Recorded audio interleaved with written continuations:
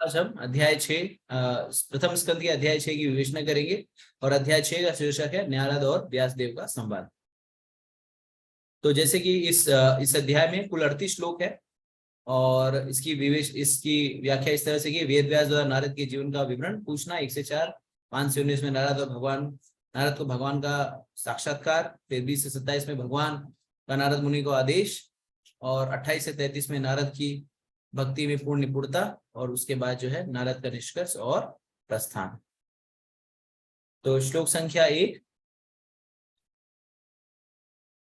सूत उवाच एवं निशम्य भगवान देवर्ष जन्म कर्म च भूय प्रपक्षम तम ब्रह्मान् व्यास सत्यवती सुतः। सूत ने कहा, हे ब्राह्मणों, इस तरह श्री नारद के जन्म तथा कार्यकलापों के विषय में सब कुछ सुन लेने के बाद ईश्वर के अवतार तथा सत्यवती के पुत्र श्री व्यासदेव ने इस प्रकार पूछा। तो पिछले अध्याय में हमने देखा कि कैसे नारद मुनि ने अपने पूर्ववर्ती जन्म के बारे में सभी को अवगत कराया, व्यासदेव जी को अवगत कराया और बताया कि वो पूर्व जन्म में क्या थे, एक दासी पुत्र थे जो क्या करते थे, जो जंगलों में रहते थे और चातुर्मास के समय जो वेदांती, जो भगवत भक्ति में पारंगत जो साधु और वैष्णव आते थे उनकी सेवा करते थे, उनकी सेवा करते थे, उनके उच्चिष्ट को प्राप्त करते थे। और जब वेदांतियों ने देखा, भक्ति वेदांतों ने देखा कि ये बालक जो है बहुत ही सज्जन है और बहुत ही भगवत ज्ञान प्राप्त करने के लिए विनम्र है, तो उन भक्ति वेदांतों ने नारद मुनि को भगवत ज्ञान दिया और उस भगवत ज्ञान का पालन करने के उपरांत नारद मुनि जो है जो बाल रूप में थे, अगले जन्म में उनको नारद के रूप में वो फिर से उत्पन्न हुए। अब व्यासदेव जी अब कहते हैं, व्यास उवाच भिक्षु भी विप्रवसिते विज्ञान आदेष्ट भी त्वा वर्तमानो व्यसीयाद्ये तत्किम अकरोत भावनः। श्री व्यासदेव ने कहा, आपने उन महामुनियों के चले जाने पर क्या किया जिन्होंने आपके इस जन्म के प्रारंभ होने से पूर्व आपको दिव्य वैज्ञानिक ज्ञान प्रदान किया। तो जैसा कि हम जानते हैं, ये भगवत गीता या भगवान के संबंधित ज्ञान, ये ज्ञान और विज्ञान दोनों है। तो ज्ञान और विज्ञान का अर्थ है, जैसे भगवान कहते हैं ना, ज्ञान इदम ते तु गुह्यतमं प्रवक्ष्यामि अनुसूयवे ज्ञान विज्ञान सहितम ज्ञान यत्वा मोक्षते अशुभात्। तो ये भगवत गीता का ज्ञान, ये भगवान से संबंधित ज्ञान, ये जो है ज्ञान और विज्ञान दोनों है। यानी जैसे ज्ञान मतलब थियरी और विज्ञान मतलब प्रैक्टिकल।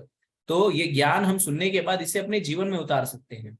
जैसे कोई रसगुल्ले के बारे में बहुत श्रवण करे, सुने कि रसगुल्ला ऐसा होता है, रसगुल्ला वैसा होता है, रसगुल्ले को चाशनी में डालना चाहिए, रसगुल्ले को ऐसा बनाया जैसा बहुत स्वादिष्ट होता है, तो ये ज्ञान हो गया। और फिर जब आप रसगुल्ले को अपने किचन में बनाते हैं, चाशनी में डुबो करके भगवान को भोग लगा करके जब उसको प्रसाद देते हैं, तो वो वैज्ञानिक हो जाता है, यानी प्रैक्टिकल हो जाता है। तो ज्ञान मतलब थियरी और विज्ञान मतलब प्रैक्टिकल। तो जो मुनियों ने ज्ञान प्रदान किया वो प्रैक्टिकल व्यवहारिक ज्ञान था। यानी जैसे श्रील प्रभुपाद जी ने भी हमें जो ज्ञान प्रदान किया, निर्देश दिए हैं, वो व्यवहारिक ही निर्देश है। तो कलयुग के लोगों के लिए अगर कहा जाए कि वो कई वर्षों तक तपस्या करे, ध्यान करे, ये सारी चीजें नहीं कर सकते। तो सिर्फ कलयुग के लोगों के, उनके आयु को, उनकी दिनचर्या को देखते हुए श्रील प्रभुपाद जी ने बहुत ही व्यवहारिक हमें निर्देश दिए। क्या निर्देश दिए? सिर्फ और सिर्फ हमें 16 माला भगवान के नाम का जप करना है, हरे कृष्णा कृष्णा कृष्णा हरे हरे, हरे राम राम राम हरे। तो व्यासदेव जी नारद मुनि से पूछ रहे हैं, जब आपने वैज्ञानिक ज्ञान, प्रैक्टिकल ज्ञान, व्यवहारिक ज्ञान प्राप्त कर लिया, तो उसके बाद आपने क्या किया? तो ये देखते हैं नारद मुनि क्या कहते हैं। फिर कहते हैं, स्वयं भुआ कया वृत्त्या वर्तिते ते परम्बया कथम च इदम उद्राक्षो काले प्राप्ते कलेवरम। हे ब्रह्मा के पुत्र, आपने दीक्षा लेने के बाद किस प्रकार जीवन बिताया और यथा समय अपने पुराने शरीर को त्याग करके अपने यह शरीर कैसे प्राप्त किया? तो अब यहाँ पर पूछ रहे हैं, अब यहाँ पे दीक्षित भक्त, यानी जो गुरु शिष्य परंपरा में जो भक्त दीक्षा ले लेते, निर्देश लेते हैं, वो कैसे उनको आचरण करना है, इसके विषय में नारद मुनि से व्यासदेव जी पूछ रहे हैं। और साथ ही साथ ये भी पूछ रहे हैं कि आपने अपना दिव्य शरीर कैसे प्राप्त किया। तो हम सभी लोगों को पता है कि 84 लाख प्रकार की योनियां हैं और जैसा भी हम कर्म करते हैं उसी प्रकार से हमें अलग शरीर प्राप्त होता है। तो हम कभी देखिए, कोई व्यक्ति सुंदर है, कोई व्यक्ति कुरूप है, कोई व्यक्ति धनी परिवार में जन्म लेता है, कोई व्यक्ति जो है जो है बहुत ही निर्धन परिवार में जन्म लेता है, कोई बहुत ही सुंदर होता है, कोई बहुत ही कुरूप होता है, कोई बहुत ही कुटिल होता है, कोई बहुत ही जटिल होता है, कोई बहुत ही सरल होता है। ये सारे स्वाभाविक जो विषय वस्तुएं हैं, स्थिति परिस्थिति हैं, इसका मूलभूत उद्देश्य जो है हमारे कर्मफल है। तो इस तरह से अब व्यासदेव जी उनसे पूछ रहे हैं कि नारद जी, आपने यह दिव्य शरीर या भक्त का शरीर कैसे प्राप्त किया। फिर कह रहे हैं, पाक कल्पा विषयाम एताम स्मृति ते मुनि सत्तमा ना ही एषा व्यवधात एषा व्यवधात काल एषा सब निराकृति। हे महामुनि, समय आने पर काल हर वस्तु का संहार कर देता है, तो यह कैसे संभव हुआ कि यह विषय जो ब्रह्मा के इस दिन के पूर्व घटित हो चुका है, अब भी आपकी स्मृति में काल द्वारा अप्रभावित जैसे का तैसा बना हुआ है। तो यहाँ पे बहुत ही महत्वपूर्ण प्रश्न पूछ रहे हैं, जैसे कि हे नारद मुनि, हम जैसे हम सारे लोगों का जब देहांतरण होता है तो हमारी स्मृति जो है विभ्रम हो जाती है, हम भूल जाते हैं सारा कुछ, हमें कुछ भी याद नहीं रहता। हम सभी लोग जो है कितनी जन्मों से गुजर चुके हैं, पिछला जन्म हमारा क्या था इसके विषय में हमें किसी को भी याद नहीं है। तो व्यासदेव जी का जो प्रश्न है बहुत ही व्यवहारिक प्रश्न है। ये नारद जी, आप ये कैसे हो पाया जो कि ब्रह्मा जी के एक कल्प, कई कल्प बीत गए और स्मृति काल एक दिन बीत गया, उसके पहले की घटना है वो, और आपको अभी तक ये कैसी स्मृति है। तो अगर हम भगवद गीता में देखें तो उसी तरह का प्रश्न जो है अर्जुन भी करते हैं, जब भगवान कहते हैं विवम विवस्वत्वे योगम प्रोक्तावान अव्ययम विवस्वान मनमे प्राहा मुनिरीक्षा को अब्रवीत, कि हे कृष्ण, ये ज्ञान तुम कह रहे हो, तुम तो मेरी ही उम्र के हो, अब ये कैसे तुम ये घोषित कर रहे हो कि मैंने ये ज्ञान विवस्वान जी को दिया। तो फिर भगवान वहां पे कहते हैं, हे अर्जुन, ऐसा कभी नहीं है कि तुम नहीं रहे हो मैं नहीं रहा हूँ। हे अर्जुन, ऐसा अभी भी नहीं है मैं और तुम नहीं हो, और आगे भी ऐसा नहीं होगा कि मैं और तुम नहीं रहेंगे, लेकिन मुझे सब कुछ याद रहेगा और तुम्हें सब कुछ भूल जाएगा। तो इसके पीछे का कारण क्या बताते भगवान, इसके पीछे का कारण क्या है कि हमें सब कुछ भूल जाता है, भगवान को सब कुछ याद रहता है। इसके पीछे का कारण है कि भगवान का कभी देहांतरण नहीं होता, और हम सभी लोग जो है जब जब देहांतरण होता है तो हमारी मेमोरी जो है वो उसको डिलीट कर दिया जाता है। वो प्रकृति जो है उस स्मृति को पूरा एकदम जो हमारी मेमोरी होती है उससे पूरा क्लीन हो जाती है, तो हमें कुछ भी याद नहीं रहता। लेकिन नारद जी जो है, जिसपे भगवान की बहुत ही असीम अनुकंपा होती है, उसे अपना पूर्व जन्म भी याद रहता है। जैसे हम देखते हैं कि भरत महाराज जो कि हिरण से आसक्ति के कारण हिरण का शरीर प्राप्त करते हैं, लेकिन हिरण का शरीर में होने के बावजूद भी भगवत कृपा से उन्हें ये याद था कि क्यों उन्हें हिरण का शरीर प्राप्त हुआ। और कालांतर में जब उन्होंने जड़ भरत का शरीर भी प्राप्त किया, तीसरा जन्म लिया, तो तीसरे जन्म में भी उन्हें याद था कि उसके पहले वो भरत महाराज थे, उसके बाद हिरण से आसक्ति के कारण उन्हें हिरण का शरीर प्राप्त हुआ। अब उन्हें जो है भगवान ने एक और उनको अवसर दिया है जिसमें उन्हें मनुष्य का शरीर प्राप्त हुआ है, और अब इस शरीर का वो दुरुपयोग न करके भगवत प्राप्ति करने के लिए प्रयासरत होंगे।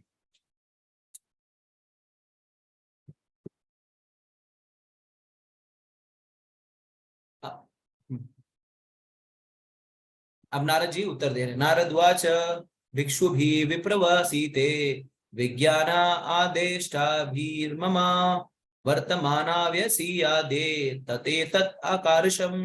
श्री नारद ने कहा, जिन महर्षियों ने मुझे अध्यात्म का व्यवहारिक ज्ञान प्रदान किया था वे अन्य स्थानों पर चले गए और मुझे इस प्रकार से अपना जीवन बिताना पड़ा। तो उन्होंने बताया कि वो जो चतुर्मास के लिए आए थे वो चतुर्मास तक रहे और उसके बाद वो आगे चले गए। एकात्म जामे जननी योषिता मूढ़ च किंकरी मई आत्मजे अन्य निगताओ चक्रे स्नेह अनुबंधनम। तो अब यहाँ पे कह रहे हैं, मैं अपनी माता का इकलौता पुत्र था और वह न केवल भोली भाली स्त्री थी अपितु दासी भी थी। चूंकि मैं एकमात्र संतान था अतः उसकी रक्षा करने कोई साधन न था, तो उसे मुझे अपने स्नेह पास में बांध रखा था। तो यहाँ पर बता रहे हैं अब अपने पूर्व जन्म के बारे में बता रहे हैं, किस तरह से जब जो प्रश्न उन्होंने कहा कि आपने जब निर्देश प्राप्त कर लिया उसका जीवन कैसे जिया, तो अपने जीवन की आज्ञा की कहानी बता रहे हैं नारद मुनि कि कैसे वो उनकी माता जो थी वो क्या थी, वो दासी थी और भोली भाली स्त्री थी। जैसे हम देखते हैं इकलौता पुत्र जो होता है माता पिता को बहुत ही प्यारा होता है, तो नारद मुनि भी बहुत ही प्यारे थे। तो उनकी माता जो है वो उनका बहुत ही लाड प्यार करती थी। और चूंकि नारद मुनि के पिताजी भी नहीं थे, उनकी माता मतलब जो उनके पूर्व जन्म जब वो बालक थे तो उनके पिता भी नहीं थे, इस कारण से माता का पुत्र पे बहुत ही स्नेह था। सा अस्वतंत्रता ना कल्पा आसिता योग क्षेममा इक्षति ईशस्य ही वशे लोको योषदारु मय्य था। वह मेरा लालन पालन अच्छी तरह करना चाहती थी, लेकिन पराश्रित होने के कारण वह मेरे लिए कुछ भी नहीं कर पाती थी। यह संसार परमेश्वर के पूर्ण नियंत्रण में है, अतएव प्रत्येक वस्तु कठपुतली नचाने वालों के हाथ में किसी काठ की गुड़िया के समान है। तो जिसका जो भाग्य रहता है उससे अधिक ना उसे प्राप्त होता है, ना उससे अधिक वो प्राप्त कर सकता है। तो हम कितना भी हद तक प्रयास कर लें, जो हमारे भाग्य में रहेगा हमें उतना ही प्राप्त होगा। तो उसी तरह से नारद मुनि भी यहीं पे कह रहे हैं कि जो भी वो दूसरों पर आश्रित थी, उसका खुद कोई आय नहीं था, उसका कोई इनकम नहीं था, दूसरों से जो भिक्षा मिल जाती थी उसी पर आश्रय था, तो वो ज्यादा चाहते हुए भी वो कुछ अपने पुत्र के लिए ज्यादा नहीं कर पाती थी। अहम च तद्ब्रह्म कुले ऊशिवान ततपेक्षया दृक्देश काल अव्यत पुत्रो बालका पंचहायना।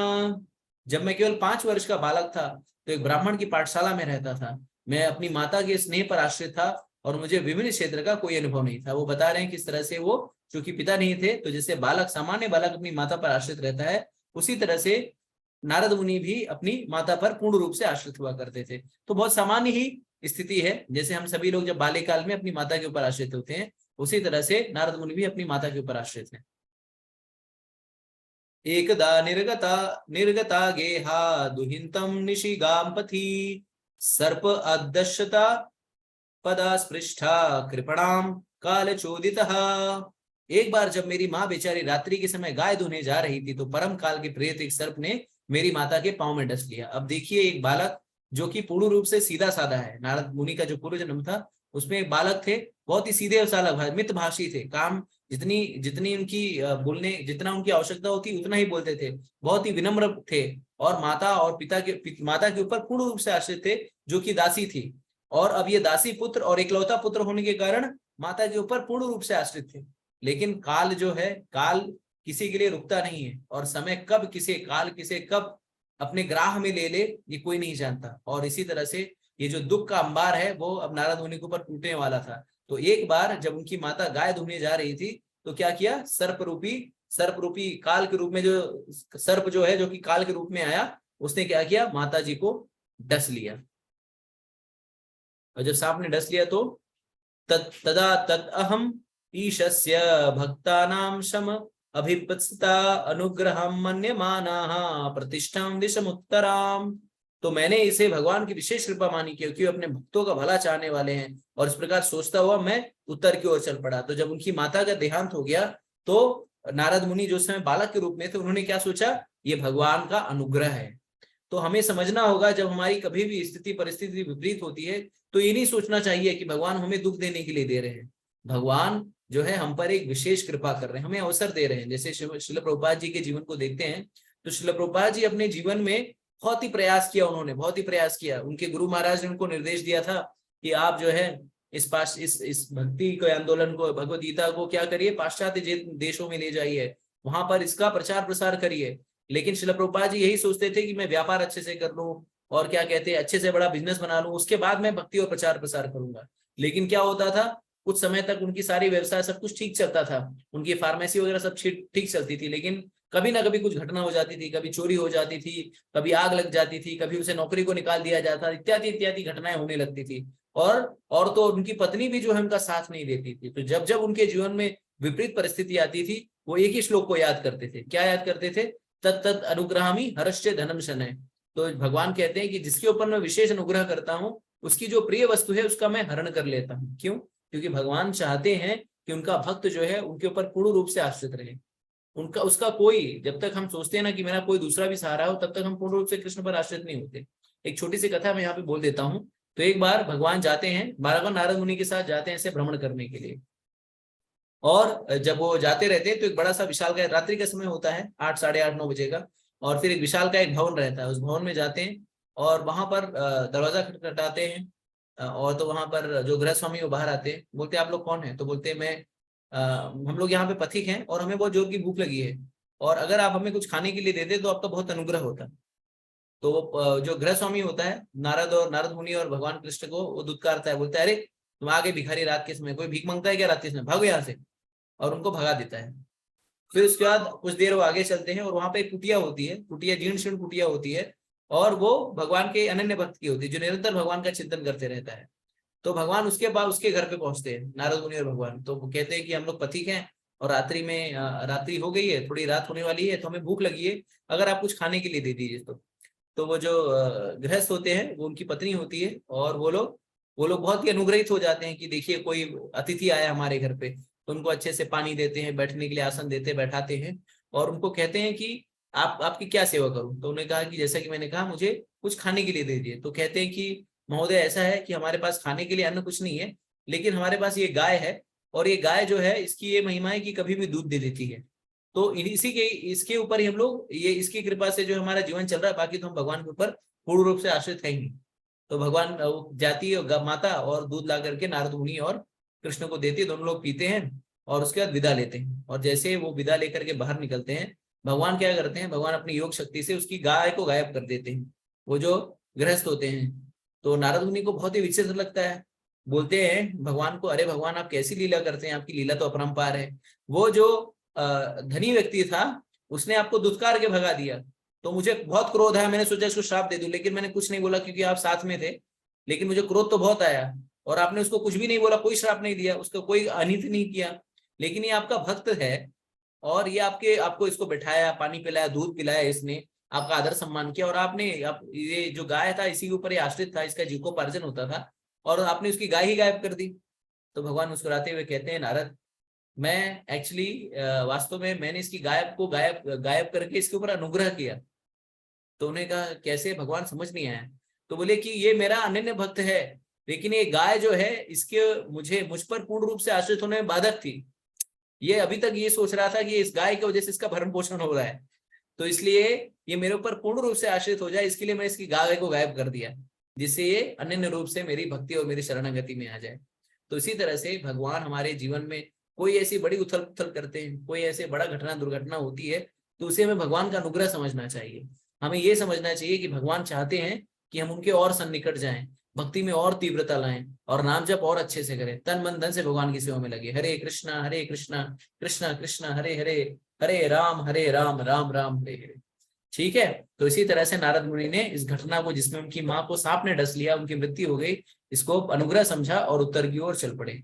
अगर समझ में आ गया हो तो चैट बॉक्स में लिख करके बता सकते हैं। इसके बाद कहते नारद मुनि, अस्फितान जन पादान तत्र पुरग्रामा व्रजाकरन खेट खरवट वाटी च वनानी उपवनानी च।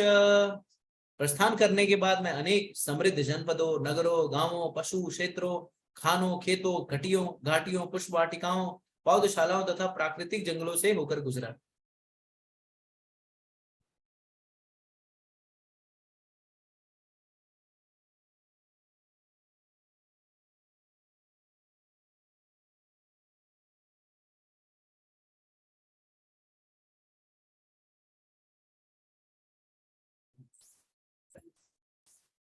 तो इस तरह जो है वो अनगिनत, मतलब वो चल रहे हैं। तो जैसे जब व्यक्ति विरक्त हो जाता है, तो आत्म साक्षात्कार की खोज के लिए ऐसे निकल पड़ता है। जैसे हम देखते हैं साधु सन्यासी आचार्य गण भी जो है वो कभी भी एक जगह रुकते नहीं, वो निरंतर जो है प्रवास करते रहते हैं। तो नारद मुनि ने जब उनकी माता का जब उनके जीवन में उनकी माता नहीं रहेगी, तो उन्होंने क्या किया, अब वो अपना घर छोड़ करके आगे निकल गए, कि उनके लिए अब करने के लिए कुछ नहीं था।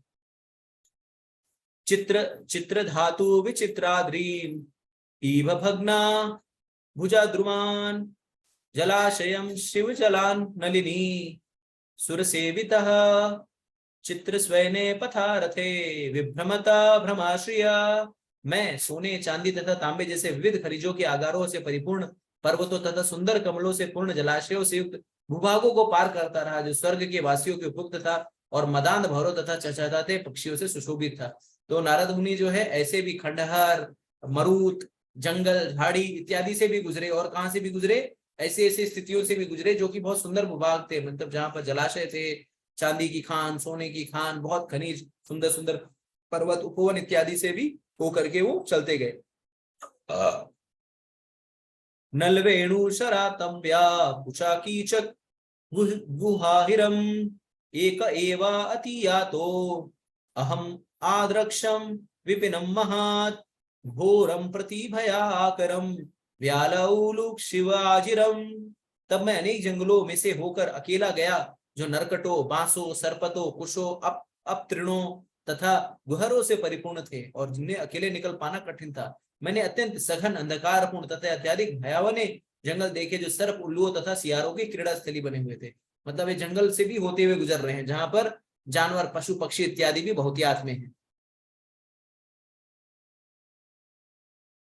परिश्रांता इंद्रिया आत्मा अहम तत्परित बुभुक्षितः स्नात्वा पीत्वा हृदय नादोपसृष्टो गताश्रमा। इस प्रकार विचरण करते हुए मैं तन तथा मन से थक गया और प्यासा तथा भूखा भी था। अतएव मैंने एक सरोवर में स्नान किया और जल भी पिया।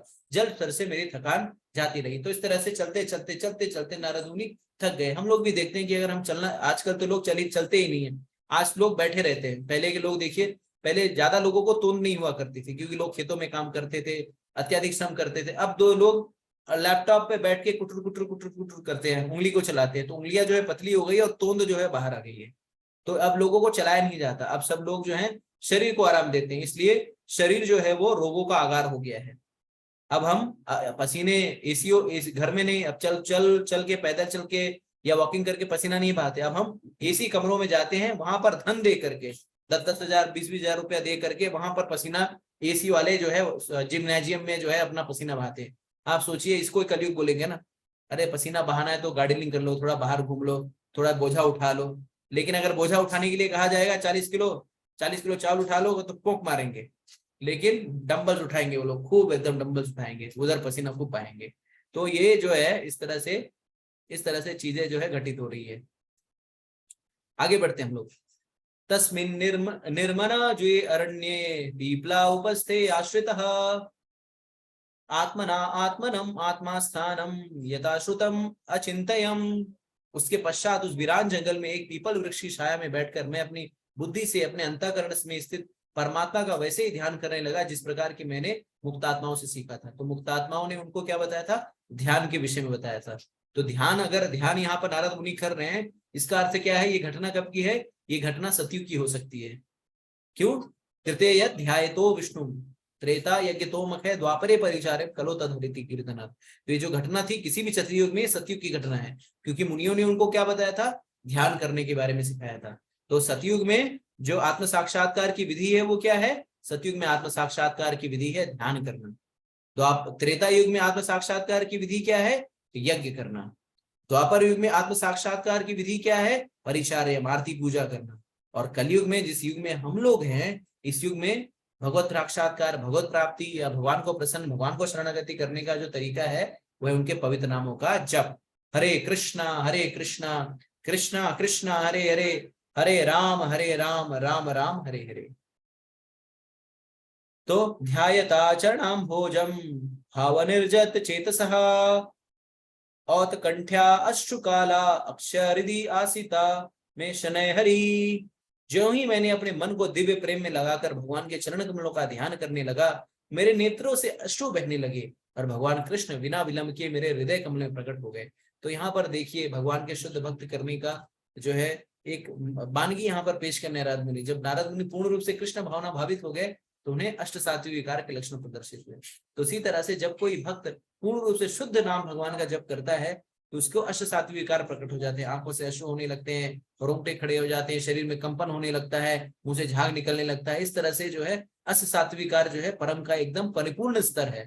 तो इस स्तर पर जो है भगवान के शुद्ध भक्त होते हैं, जो भगवान से प्रेम का आदान प्रदान करते हैं। तो अगर आप भी, तो हम कहते हैं कि कई बार देखिए, जब आप मंदिर इत्यादि में जाते हैं या कई जो सुमधुर ध्वनि से जब कीर्तन चलता रहता है, तो कई बार भक्त लोग हमें बताते हैं, कॉल करते हैं कि प्रभु जी, जब मैं मंदिर में जाता हूँ, भगवान के श्री विग्रह के समक्ष मैं बैठता हूँ, तो मेरी आंखों से झरझर झरझर अश्रु निकलने लगते हैं।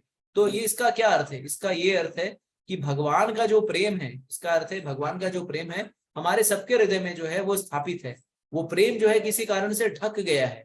उस प्रेम, जो ढके हुए प्रेम को हम क्या कर रहे हैं? उस ढके हुए प्रेम को हम बाहर निकालने का प्रयास करें, नाम जप करने का।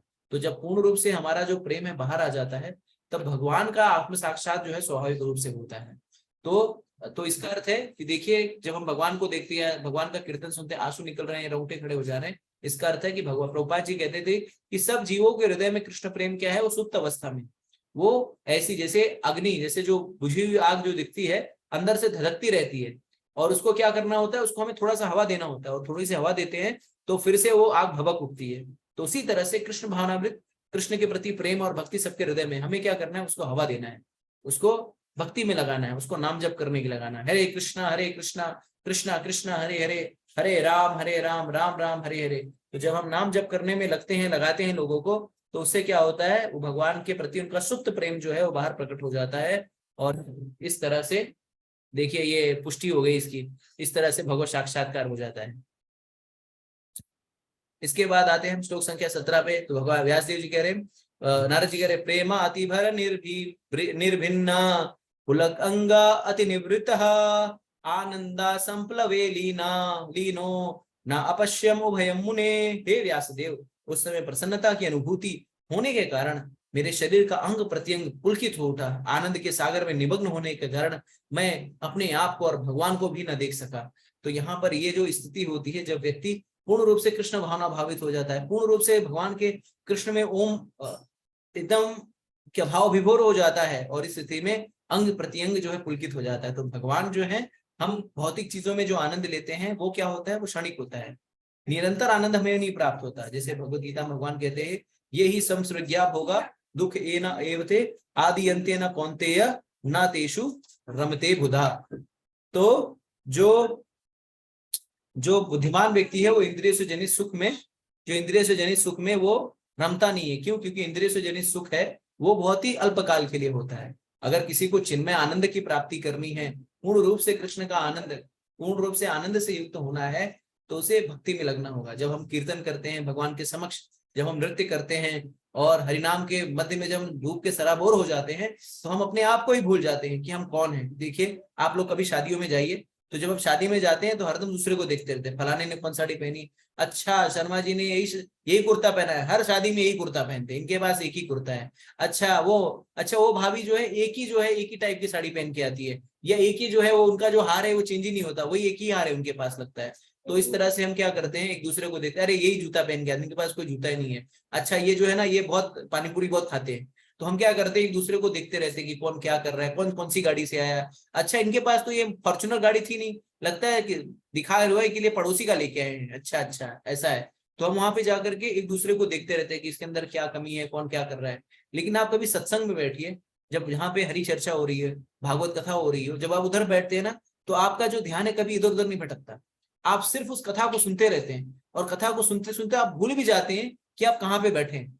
जैसे कई बार देखिए, कई बार ना हम हमारे मित्र हैं, हम लोग जब कभी ड्राइव करते हैं तो कथा चला देते हैं। तो जब आचार्यों की कथा, जब शोभा जी की कथा चल रही होती है, तो कथा सुनते सुनते ना कई बार इतने उस कथा के अंदर हम लोग घुस जाते हैं कि पता ही नहीं चलता कि हम लोग गाड़ी चला रहे हैं। फिर कई बार जो होता है ब्रेक ब्रेक मारना पड़ता, तब एहसास होता है यार कि नहीं हमको जो है थोड़ा सा ध्यान से चलाना चाहिए या सोचना चाहिए।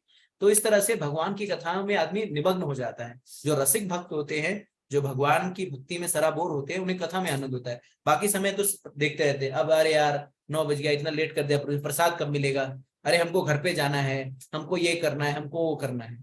तो इसका अर्थ है कि व्यक्ति को रस कथा में आनंद नहीं आ रहा है। लेकिन जिसको आनंद आ रहा होता है वो घंटों घंटों कथाएं, अब देखिए श्रीमद भागवतम जिसको हम श्रवण कर रहे हैं, इसको हम क्या कर रहे हैं, हफ्ते में 2 दिन सुन रहे हैं, 1-1 घंटा सुन रहे हैं। क्यों? क्योंकि ज्यादा सुन लेंगे तो हमको अपचन हो जाएगा। जैसे ज्यादा खा लेते हैं तो अपचन हो जाता है, वैसे ज्यादा कथा भी अपचन हो जाता है। जैसे 8 बज गया, 8 बज जाता है और 8 बज के 1-2 मिनट हो जाता है, कई लोग मैसेज डालने लगते हैं, अरे प्रभु जी आप समय का ख्याल रखिए, आप क्या कर रहे हैं, इतना बढ़ा रहे हैं टाइम, समय का उपयोगिता को समझिए। हाँ आप ये क्या कर रहे हैं, 10 मिनट ज्यादा हो रहा है, हमको बहुत जरूरी काम है, आप इस तरह से लेट कर रहे हैं। ऐसी बातें कर लेते हैं सब लोग। तो हमें क्या करना पड़ता है, 8 बजे भागा कि 8 बजे खत्म हो जाए, भैया गुस्सा हो नहीं, गलती होगी क्षमा करिए। लेकिन अगर आप व्यासदेव जी को देखिए, परीक्षित महाराज को देखिए, 7 दिन 7 रात तक ना वो उठे, ना कुछ खाना खाए, ना कोल्ड ड्रिंक बनाए, लाओ कोल्ड ड्रिंक पी लेता हूँ थोड़ा सा, या पानी पी लेता हूँ, बिस्लेरी लाओ यार प्यास लगी है, बहुत बोल लिया, थोड़ा सा गला में खंगाल लेता हूँ, थोड़ा सा ब्रेक ले लेता हूँ। ऐसा कुछ नहीं किया, 7 दिन 7 रात तक निरंतर जो है हरिकथा को करते रहे। तो इस तरह से हमें समझना होगा कि जब हम आनंद भक्ति के आनंद में सराबोर हो जाएंगे तो अपने आप को ही भूल जाएंगे। समझ में आ गया हो तो चैट बॉक्स में लिख करके बता सकते हैं। अब यहाँ पर कह रहे हैं, रूपम भगवतो यत्, रूपो भगवतम यत् मनाकांतम सुचापहम अपश्यन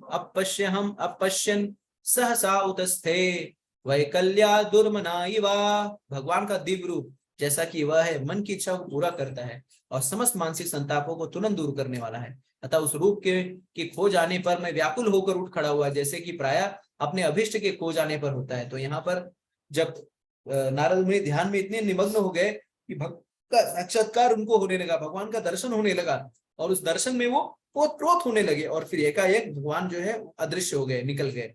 और फिर जिस तरह से अपना कोई प्यारा जो है खो जाता है, तो किस तरह से हम व्याकुल उठते हैं, उसी तरह से नारद मुनि भी व्याकुल उठे। इसी परिप्रेक्ष्य में हम देखते हैं, जब 5 साल का बालक ध्रुव, जब वो मधुवन में जाकर के 6 महीने उसने घनघोर तपस्या की, जब कुछ खाया नहीं, कुछ पिया नहीं, सांस लेना भी बंद कर दिया, तो भगवान जो है उसके समक्ष प्रकट हुए, उसके अंतरात्मा में उसे दिखाई दे रहे थे ध्रुव को। फिर एकाएक क्या हुआ, भगवान उनके हृदय से अप्रकट हो गए, और फिर उसकी तंद्रा जो है टूटी कि अरे, जिसको मैं दर्शन कर रहा था वो कहाँ गया, और फिर भगवान उसके साक्षात जो है समक्ष खड़े थे।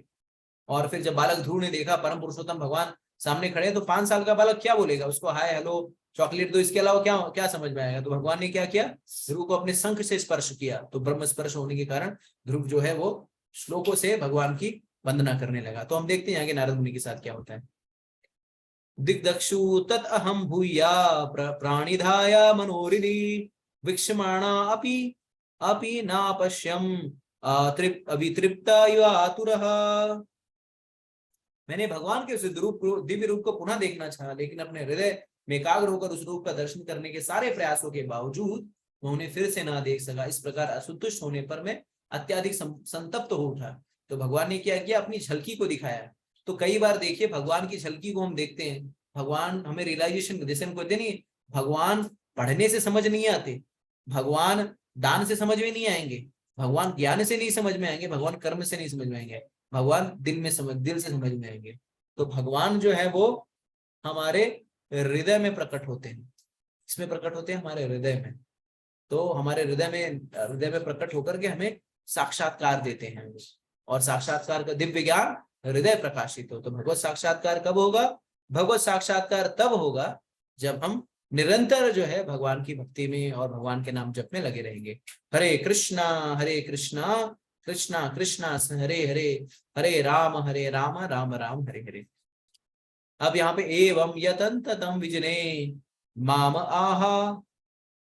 आहो गोचरो गिराम गंभीर सलक्षणाया वाचा सुचा प्रश्याम्य कि वह एकांत स्थान में मेरे प्रयासों को देखकर समस्त लौकिक वर्णन से परे भगवान मेरे शोक को दूर करने के लिए अत्यंत गंभीर तथा सुखद वाणी में मुझसे कहा।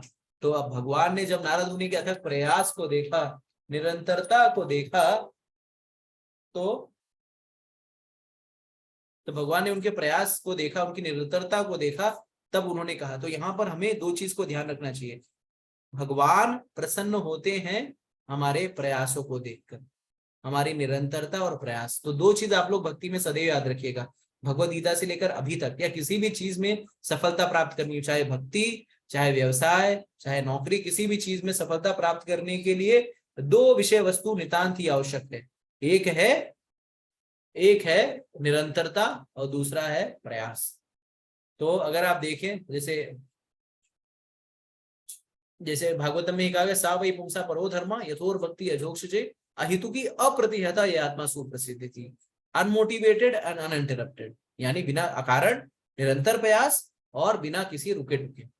तो जब आप जैसे आप देखते हैं, यशोदा मैया जब दामोदर लीला में भगवान को बांधने का प्रयास कर रही थी, तो प्रयास कर रही थी, बांधना चाह रही थी, लेकिन भगवान बंध नहीं रहे थे। लेकिन जब उन्होंने देखा कि माता जो है वो अथक परिश्रम कर रही, प्रयास कर रही मुझे प्राप्त करने के लिए, तो भगवान उसे आसानी से भगवान जो है बंध गए। इसी तरह से अगर हमें भगवत प्राप्ति करनी है, तो भक्ति जो है वो कोई 4 दिन का खेला नहीं है कि 8 सावन का सोमवार आ गया, 8 सावन का सोमवार मैं भूखा रह जाऊंगा, उपास कर लूंगा, भोलेनाथ जैसा पति मिल जाएगा मुझे।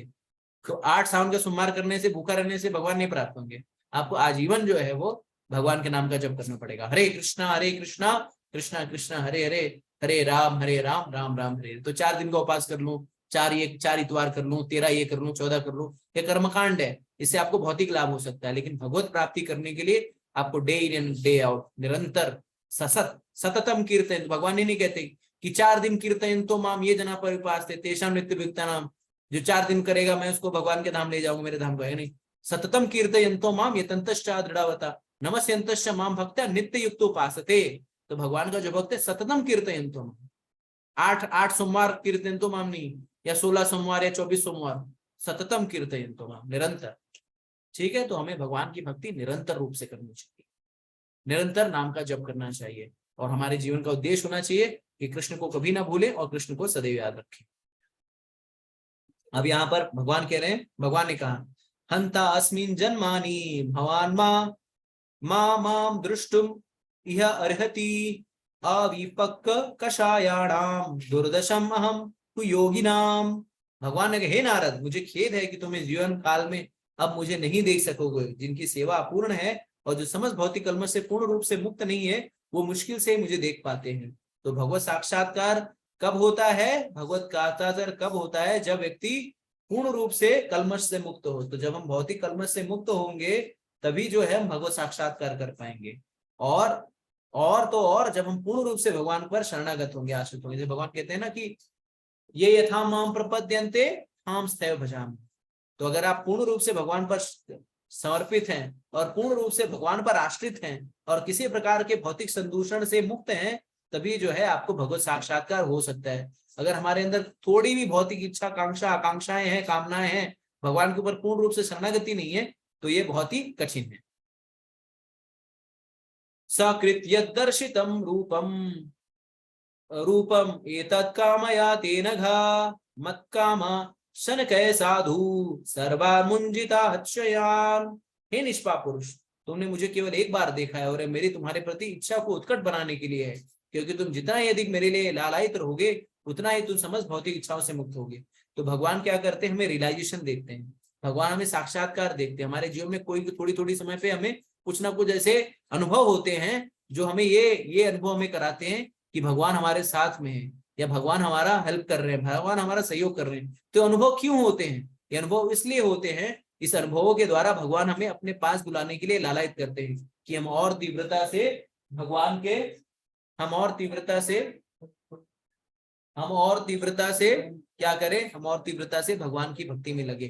तो आप सभी लोग यहाँ पर उपस्थित होकर लाइव या रिकॉर्डिंग इसको श्रवण कर रहे हैं या सुन रहे हैं, इसका ये अर्थ है कि कभी ना कभी इस जीवन में किसी ना किसी काल या किसी ना किसी समय आपको भगवान की उपस्थिति का अनुभव हुआ है, और उसी कारण से आप जो है आपको इतनी इच्छा हुई है या इतनी लालसा हुई है कि भगवान के विषय में आप श्रवण करें। अगर आप इससे सहमत हैं तो चैट बॉक्स में लिख करके बता सकते हैं कि जी प्रभु जी, मेरे जीवन में कुछ ना कुछ भगवत साक्षात्कार हुआ है, कुछ ना कुछ भगवत साक्षात्कार हुआ है। इस कारण से जो है हम यहाँ पर भक्ति करने के लिए, भगवान के विषय में श्रवण करने के लिए उत्कट हैं। भगवान कह रहे हैं सत्सेवया दीर्घाय अपि जाता मयि दृढ़ामृति हित्वा अवद्यम इमाम लोके गंता मत जनतामसी। कुछ काल तक ही सही परम सत्य की सेवा करने से भक्त मुझ में दृढ़ एवं अटल बुद्धि प्राप्त करता है। फलस्वरूप वही सोचने भौतिक जगत को त्यागने के बाद दिव्य जगत में मेरा पार्षद बन जाता है। तो अगर कोई भगवान की निरंतर भक्ति करता है और अटल होकर के भगवान की सेवा में लगा रहता है, तो वो क्या करता है? इस शरीर को त्याग करने के बाद भगवान के दिव्य धाम को प्राप्त करता है। और दिव्य धाम को प्राप्त हो गया मतलब कोई कुंठा जगत से बाहर निकल गया, इसका अर्थ है वो कभी भी फिर से जन्म मृत्यु जरा व्याधि के चक्र में नहीं फंसता। वो भगवान के अनंत नित्य शाश्वत धाम, जो कि सहस्त्रों लक्ष्मी द्वारा संचालित है, जहाँ पर कल्प चिंतामणि प्रखर कल्पशु कल्प दीक्षावृतेश सुरभिरभिपालयन्तम लक्ष्मी सहस्त्र सहस्रम से विमानम गोविंदमादि पुरुषम तमहम भजामि। तो ऐसे जगह पे जाता है जहां पर कल्प वृक्ष होते हैं, चिंतामणि वृक्ष होते हैं। तो ऐसे नित्य शाश्वत धाम को प्राप्त करता है जो भगवान की निरंतर भक्ति में लगा रहता है और पूर्ण रूप से भौतिक आसक्ति से मुक्त होता है। मति मयि निबध्येयं न विपद्यते करहिचित् प्रजा सर्ग निरोधे अपि स्मृति च मत अनुग्रहात्। मेरी भक्ति में लगी हुई बुद्धि कभी भी विच्छिन्न नहीं होती, यहाँ तक कि सृष्टि काल के साथ ही साथ संहार के समय भी मेरे अनुग्रह से तुम्हारी स्मृति बनी रहेगी। तो भगवान नारद मुनि पर विशेष अनुग्रह करते हुए, चूंकि भगवान के वो अनन्य भक्त हैं, भगवान को प्राप्त करने की उनकी उत्कट और तीव्र इच्छा थी, लालसा थी, इस कारण से भगवान ने उन्हें शक्ति दी कि भगवान नारद मुनि की स्मृति जो है वो बची रहेगी। तो व्यासदेव का क्या प्रश्न था कि प्राय ये देखा जाता है कि शरीर त्याग करने के बाद व्यक्ति को स्मृति विभ्रम हो जाती है, व्यक्ति की स्मृति चले जाती है, लेकिन आपकी स्मृति कैसे बनी रही? तो उसका उत्तर ये है, भगवान ने ही उनके ऊपर विशेष अनुग्रह किया, जिससे उनकी पुराने पिछले जन्म की याददाश्त जो है यथावत बनी रही। और चूंकि भगवान शाश्वत है और जीव भी शाश्वत है, तो इसमें कोई अतिशयोक्ति नहीं है। जैसे आत्मा जो है वो शाश्वत है, तो आत्मा शाश्वत होने के कारण भगवत कृपा से उसकी स्मृति जो है यथावत बनी रही नारद मुनि की। अब यहाँ पे कह रहे हैं, एतवात उक्त्वा उपराराम तत्महान तत्महात भूतम नबलिंग अलिंगमीश्वरम अहम च तस्मै महतम महीयसे शीर्षाणाम आवनामाम विदिते अनुकंपितः। तब शब्द सेवक तथा नेत्रों से अदृश्य उन नितांत आश्चर्य में परम पुरुष ने बोलना बंद कर दिया। मैंने कृतज्ञता का अनुभव करते हुए शीश झुकार को उन्हें प्रणाम किया। इसके बाद वो जो आकाशवाणी हो रही थी, जो भगवान की वाणी थी, वो बंद हो गई। और जब ये वाणी मतलब उन्होंने पूरा ज्ञान या जो भी संदेश देना था दे दिया, वो चले गए या वाणी बंद हो गई, तो नारद मुनि ने क्या किया? उन्हें झुक करके प्रणाम किया।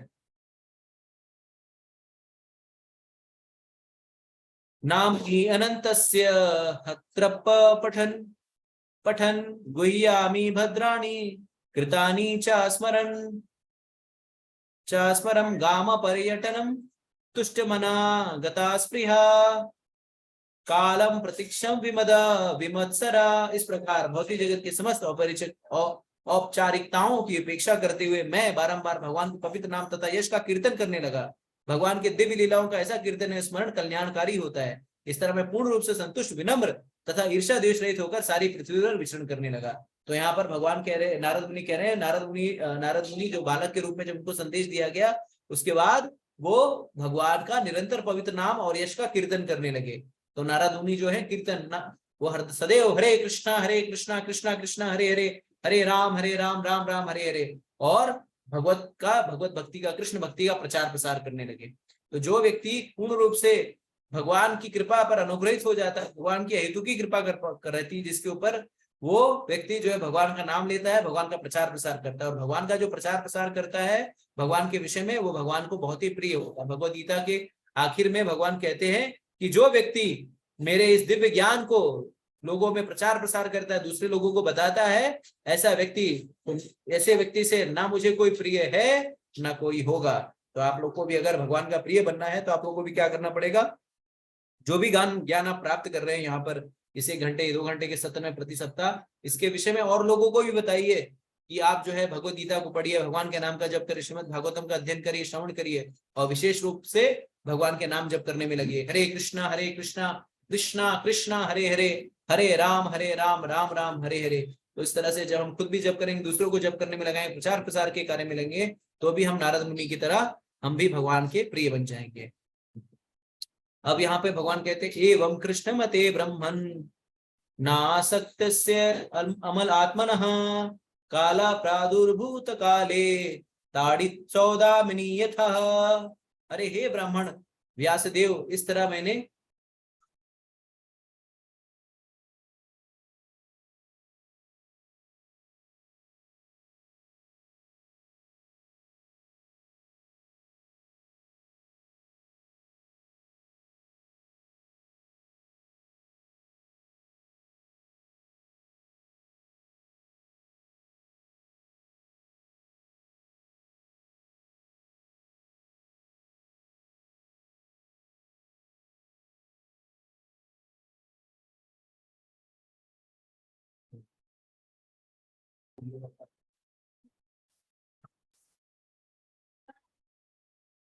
और हे ब्राह्मण व्यासदेव, इस तरह मैंने कृष्ण के चिंतन में पूर्णतया निमग्न रहते हुए तथा किसी प्रकार की आसक्ति न रहने से समस्त भौतिक कलुष से पूर्ण रूप से मुक्त हो जाने पर यथा मृत्यु पाई, जिस प्रकार बिजली गिरना तथा प्रकाश कौंदना एक साथ होते हैं।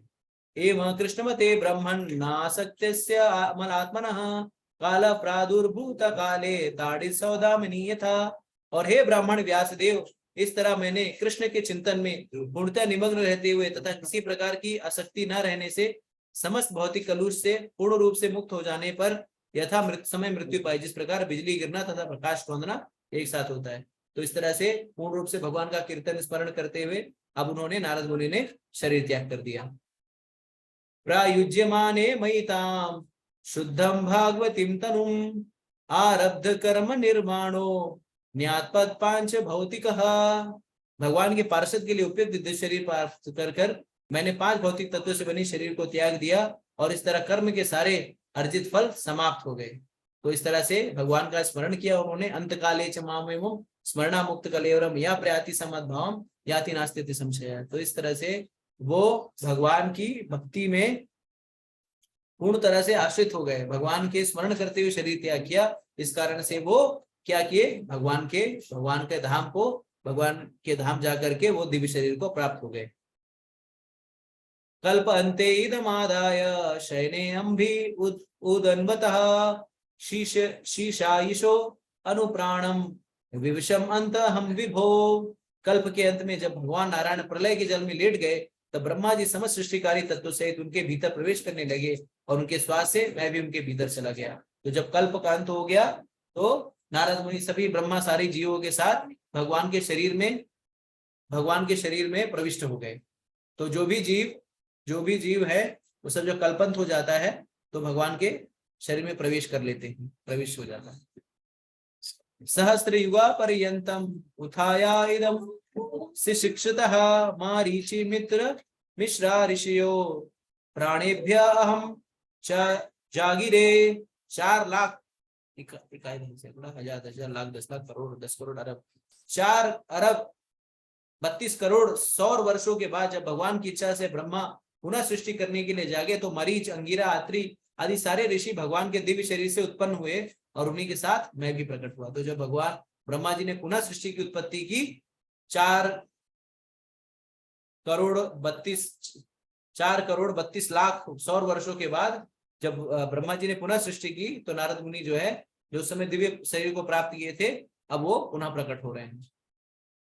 अंतर बहि च लोकान त्रीन पर्येमि अस्कंदितः व्रता अनुग्रहात् महाविष्णु अविघाता गति किंचितः। तब से सर्वशक्तिमान विष्णु की कृपा से मैं दिव्य जगत में तथा भौतिक जगत की तीनों प्रखंडों में बिना रोक टोक के सर्वत्र विचरण करता हूँ। ऐसा इसलिए है क्योंकि मैं भगवान की अविच्छिन्न भक्ति में सेवा में स्थिर हूं। और उसके बाद जब नारद मुनि जब पुनः प्रकट हुए तो उसके बाद से वो ट्रांसेंडेंटल ट्रैवलर बन गए और उन्होंने भगवान की कृपा से भगवत प्रचार प्रसार करने के लिए वो किसी भी जगह, किसी भी स्वर्गलोक, नरकलोक, किसी भी लोक में जा जाकर, हर जगह जो है वो जा करके कृष्ण भक्ति का प्रचार प्रसार कर रहे हैं। तुम्हारे जैसे श्रील प्रभुपाद जी ने भी क्या किया, कृष्ण भक्ति का प्रचार प्रसार जो है वो सारे विश्व में किया। चाहे इंडिया हो, चाहे ऑस्ट्रेलिया हो, चाहे पाकिस्तान हो, चाहे अफगानिस्तान हो, चाहे ईरान हो, विश्व के किसी कोने में ऐसा नहीं बचा जहां पे कृष्ण भक्ति का आंदोलन नहीं हुआ। जिस तरह से नारद मुनि जो विश्व के किसी भी जगह पर, विश्व के हर ब्रह्मांड में जाकर के प्रचार प्रसार करते हैं, उसी तरह से श्रील प्रभुपाद जी ने सर्वत्र जो है भगवान के विषय प्रचार किया। देवदत्तामिमां वीणां सर्व ब्रह्मा विभूषितम मूर्छयित्वा हरि कथाम गायनम चरामि अहम्। और इस तरह मैं भगवान की महिमा का दिव्य संदेश का निरंतर गायन करते हुए और इस वीणा को झंकृत करते हुए विचरण करता रहता हूँ, जो दिव्य ध्वनि से पूरी था और जिसे भगवान कृष्ण ने मुझे दिया है। तो वीणा का उपयोग करके कीर्तन करते हुए, वास्तविकता में नारद मुनि क्या करते हैं, कीर्तन करते हैं। तो कीर्तन जब हम करते हैं तो वाद्य यंत्र का उपयोग करते हैं, कीर्ताल बजाते हैं, मृदंग बजाते हैं। तो नारद मुनि जो कीर्तन करते हैं, भगवत प्रचार प्रसार करते हैं, उसमें वीणा का उपयोग करते हैं, इसको झंकृत करते हुए, झनकाते हुए हरे कृष्णा कृष्णा कृष्णा हरे हरे हरे राम राम राम हरे हरे। तो इस तरह से भगवत प्रचार प्रसार करके लोगों को भक्ति का ज्ञान देते रहते हैं। प्रायगता सर्व वीर्याणि तीर्थपादा प्रियश्रवा आहुता युवा में शीघ्रम दर्शम याति चेतसः।